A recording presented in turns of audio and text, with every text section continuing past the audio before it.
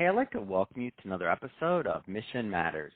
My name is Adam Torres, and if you'd like to apply to be a guest on the show, just head on over to missionmatters.com and click on Be Our Guest to apply. All right, so today I have Drew Neal on the line, and he's founder of Solutionary Ventures. Drew, welcome to the show. Hey, Adam, thanks for having me today. Looking forward to our conversation.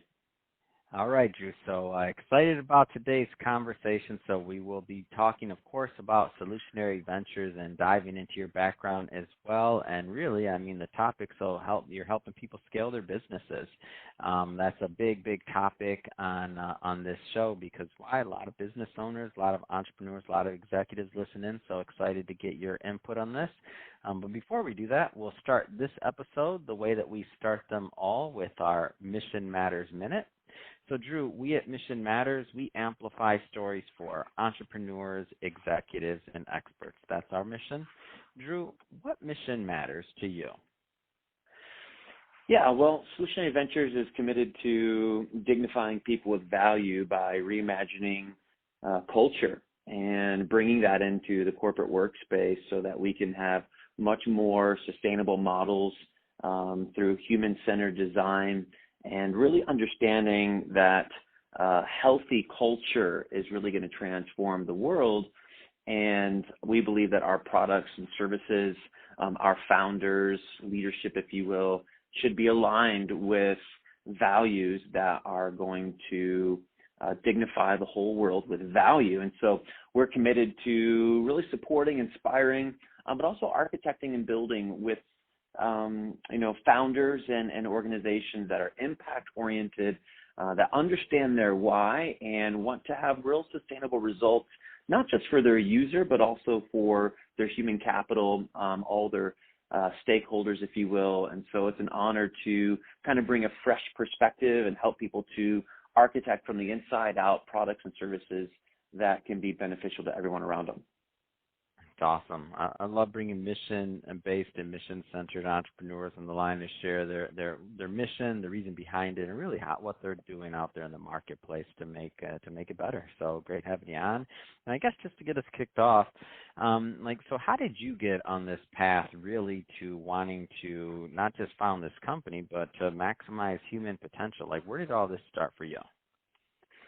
Well, I have a story of overcoming that's similar to most of us that are, positioned with a growth mindset. We've all had to overcome, the deck of cards we were dealt, the mindsets that have been handed down, the legacy stories of our families, the blind spots in our own development and the difficulties that come with that. And part of my journey and story includes a childhood, raised in poverty according to America's standards, and being really a part of the social experiment of which I call the education system today, and some of the opportunities and that come with that that are not beneficial socially, and some of the dynamics that are there, and so was mercilessly bullied and just kind of put behind the 8 ball in a lot of circumstances in my growth and development in my teenage years.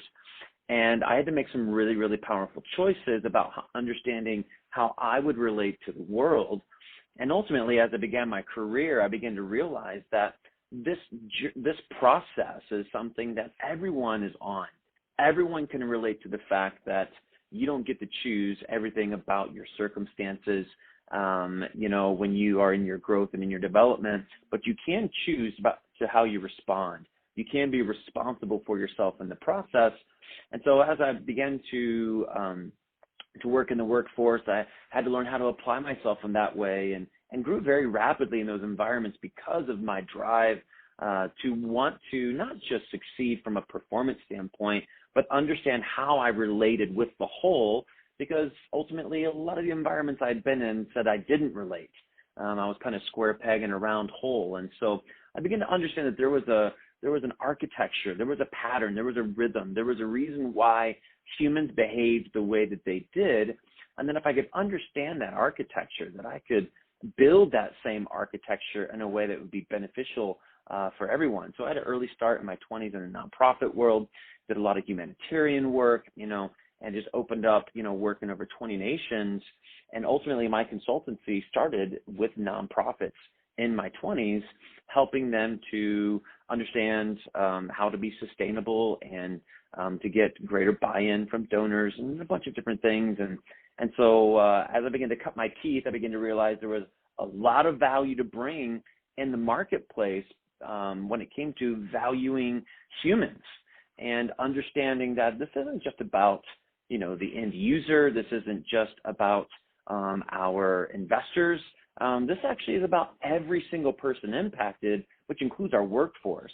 And I began to realize we were about to go through a massive transition in the corporate world of needing to realize how to value every stakeholder and create cultures inside of the workplace that would allow for every person to thrive that was involved. And of course, part of that also was going to require a higher level of social and emotional intelligence by the corporation. And so as I began to give myself to the process, the value that was adding in the workplace was pretty remarkable. The results were impactful, and we started seeing some transformation that was very inspiring. And so it's grown and grown and grown, and now we've had over 800 founders have gone through our processes, and 250 companies consulted, and we've had a lot of impact in the corporate space, bringing dignity to humans. Man, it's a great story, and it's a great testament of I love when an entrepreneur has an idea that maybe they're trying to solve a problem or figure out like how to make something better for themselves, and in turn create a business out of it, and then go on in turn to help others, learn and to benefit from the teaching that they on their own path really learn. So I think it's awesome. I think like Solutionary Ventures just has a great story. I'm curious, as you've done and worked with all these different clients and as you work with all these different companies, is there anything that kind of surprised you along the way on that journey? Are there any things there's some takeaways where you're like, man, I didn't think that was going to happen, but that did. Like what kind of surprised you on that journey so far? Well, I think the narrative is that everyone is so committed to the bottom line, the finances, right? And the narrative is true that we want peak performance out of our workforce, and we want the bottom line to be true. But when you get people into one-on-one conversations and everyone starts to get honest and authentic, you start to realize that everyone's exhausted by that commitment. And I think there's a real opportunity for us to have that is honest surprising. That's why I asked that question, by the way. That's a great one. That once you get people behind closed doors, and once they there's more to it, right? There's so much more to it, and of course it's complex, right? There's multidimensional things happening here, at the structure level, at the business development level, at the HR level, and there's humans and technology and processes, and there is an intersection here. But when we start talking about the dignity of humans, everyone's dissatisfied with the experience they have in corporate America. No one is raving about their experience in their career, saying, wow, I did, my path was perfect. I would do it all over again exactly the same way, and it was so good by me. No one's saying that. Everyone's been eaten up, chewed up, spit out by this machine.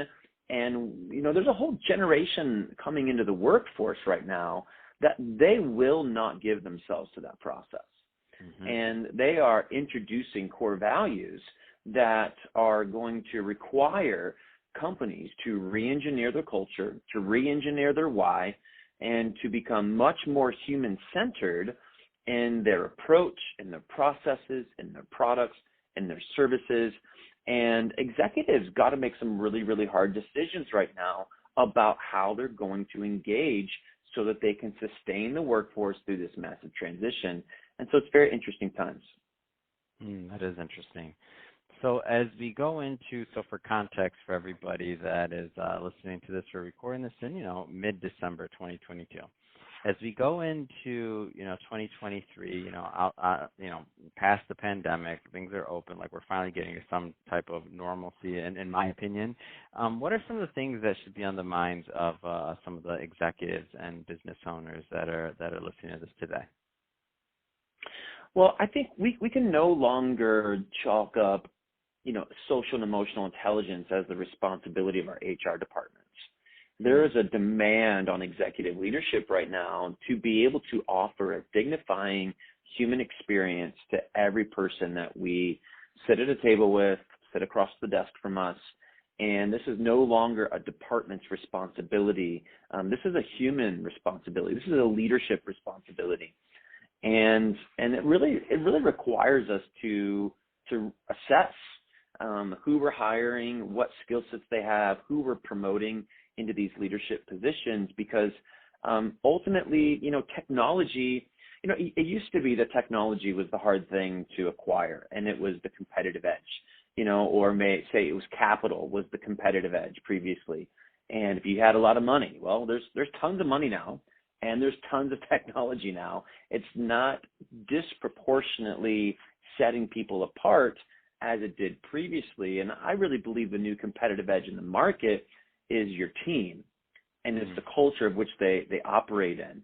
Because competency at the social and emotional level is really, really hard to find. Technology is replacing hard skill, and we're realizing that soft skill is the new thing we need to learn how to measure at the next level and to be able to implement and bring these dignifying experiences to our team. Because a team that's connected, who also has competency, will be able to perform disproportionately to teams that don't. And so who cares if you have the technology? Who cares if you're funded? What experience do you offer people? And I really believe the new premium experience is human experience. Well said.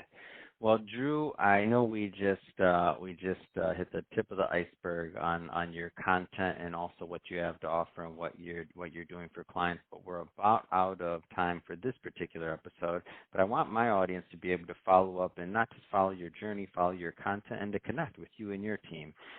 What's the best way for people to connect? Well, I think these are big conversations and that are opening up, remarkable opportunities. And so DrewNeal.com is a portal where you can gain more content and understand what it means to introduce these things, whether through workshops or through keynote live speaking events. I'm doing a lot of this on the front end to really help create language for people, because the gap is there, but people don't have a lot of words for it. And so if you just go to DrewNeal.com, you can see some great information. You can get some other videos and get a little more of a feel of some of the things that are particular to this process of growing a more human-centered culture that will create this new competitive edge in the marketplace. Wonderful. And we'll put all that information in the show notes so that our audience can just click on the links and head right on over and check out your website and also your work. And speaking of the audience, if this is the first time you've engaged with a Mission Matters episode or engaged with the platform, we're all about bringing on business owners, entrepreneurs, and executives and having them share their mission, the reason behind their mission, and really how they're adding value to the marketplace. And if that's the type of content that sounds interesting or fun or engaging to you, hit that subscribe button, because we have many more mission-based individuals coming up on the line, and we don't want you to miss a thing. And Drew, again, really, it has been a pleasure. Thanks again for coming on the show. Thanks, Adam, for having me today. I appreciate it.